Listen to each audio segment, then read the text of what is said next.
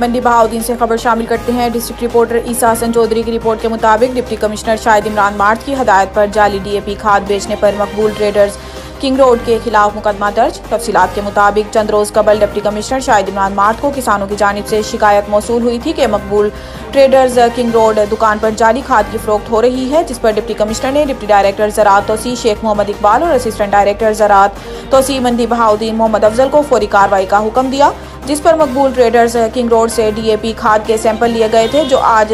तज्जिया report के मुताबिक जाली करार पाए। याद रहे कि मज़कूरा दुकान खाद सैंपल लेते वक्त डिप्टी डायरेक्टर ज़राअत तोसी शेख मोहम्मद इकबाल की मौजूदगी में सील की गई थी, जो कि मकबूल ट्रेडर्स ने दुकान की सील खोलकर खाद फरोख्त कर दी। इसी तरह ज़रई ट्रेडर्स ने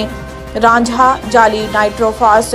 फरोख्त करते हुए पाया गया, जिस पर असिस्टेंट डायरेक्टर ज़राअत मोहम्मद अफजल ने मुतलका थाना में इस्तगासा जात जमा करवा दिए। किसानों ने deputy commissioner Shahid Imran mart और महकमे ज़राअत के अफसरान के इस इकदाम को सराहते हुए मुतालबा किया है कि जाली खाद बेचने वाले और किसानों का इस्तेसाल करने वाले के खिलाफ सख्त कानूनी कार्रवाई अमल में लाई जाएगी।